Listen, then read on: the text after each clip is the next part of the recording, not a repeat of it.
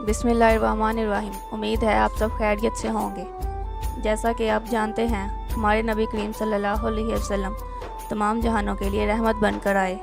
آپ صلی اللہ علیہ وسلم انسانوں پر اور جانوروں پر بھی رحمت شفقت فرماتے۔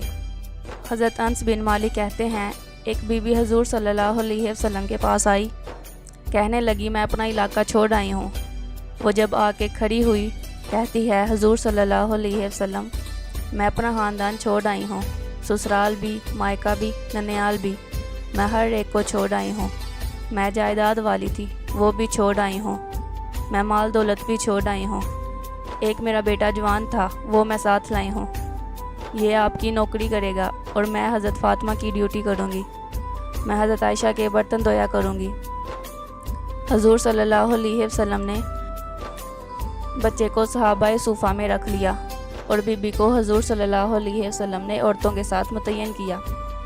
حضرت انس کہتے ہیں، وہ نوجوان بڑا پیارا، بڑا وفاشار، وہ سبق اچھی طرح یاد کرتا، وہ نماز دلچسپی سے پڑھتا، وہ حضور صلی اللہ علیہ وسلم کی باتوں کو غور سے سنتا، وہ بڑا حسین و جمیل نوجوان۔ اس ماں بیٹے کے تذکرے ہونے لگے۔ بڑی جائیداد چھوڑ کے آئے ہیں، بڑے مال والے، انہوں نے بڑی قربانی دی ہے۔ ہر رشتہ ناتا توڑ کر رب رسول سے یارانہ لگایا۔ اللہ بڑا بے نیاز ہے۔ وہ بچہ بڑا بیمار ہو گیا، شدید بیمار ہوا۔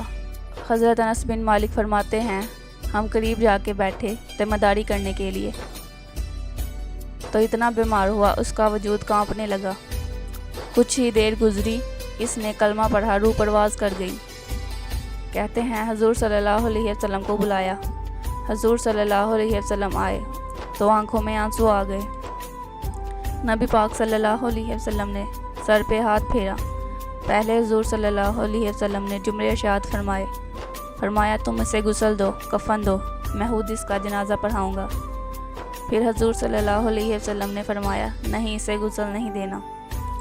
ارادہ بدل گیا، بات تبدیل ہو گئی، اسے غسل نہیں دینا، کفن نہیں دینا۔ کہنے لگے، حضور صلی اللہ علیہ وسلم کیا کریں؟ فرمایا، اس کی ماں کو جا کے بتاؤ۔ حضرت انس کہتے ہیں، میں نے کوئی نرالا سا رنگ دیکھا، کوئی منفرد سا انداز، ہمیں بھیج دیا، ماں کو بلاؤ۔ خود نبی پاک صلی اللہ علیہ وسلم اس کمرے سے نکل گئے اور حضور صلی اللہ علیہ وسلم کے آنسو بھی ایک دم خشک ہو گئے۔ مزاج بدل گیا، پریشانیاں بدل گئیں۔ کہنے لگے، پتہ نہیں ارادہ محبوب کیا ہے، ارادہ خدا کیا ہے۔ اس کی ماں کو جا کے خبر کی۔ ماں کو تو بس اتنا بتا دو، بیٹا سائیکل سے گر گیا ہے۔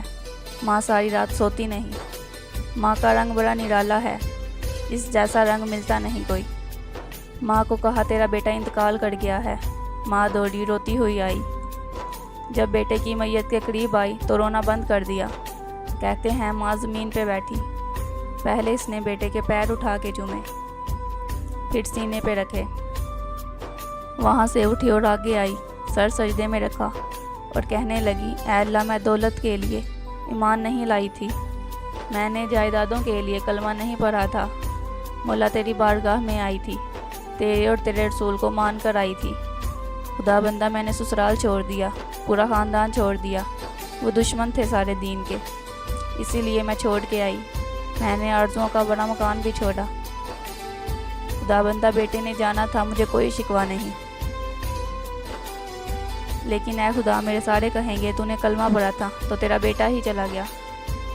اے اللہ کی، اگر تو نے دل مسلم کی دل جوئی نہیں، تانا دیں گے بت مسلم کا خدا کوئی نہیں۔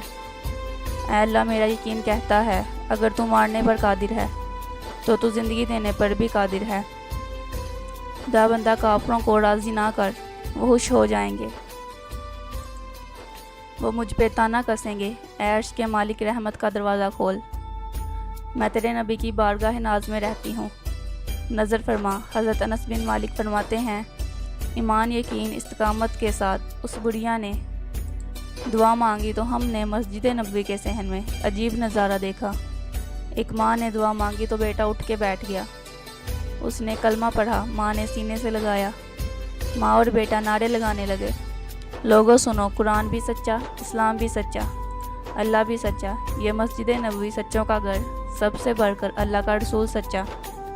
فرماتے ہیں نبی پاک صلی اللہ علیہ وسلم کو خبر دی۔ حضور صلی اللہ علیہ وسلم مسکرائے اور کہنے لگے میرے رب کی طاقتیں بڑی سچی ہیں۔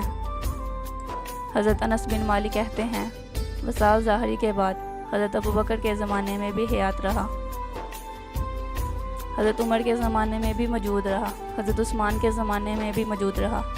اس کی ماں کا انتقال ہو گیا، اس نے اپنی ماں کو دفن کیا، ماں کے بڑے عرصے کے بعد اس نے پردہ کیا۔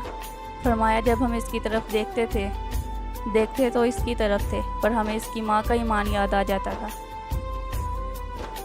اللہ تعالیٰ نبی کریم صلی اللہ علیہ وسلم کے صدقے ہم سب کی پریشانیاں دور کرے، تمام بیماروں کو شفا دے اور ہر مشکل میں ہماری مدد کرے، آمین۔ ویڈیو کو لائک اور شیئر ضرور کر دیں، شکریہ۔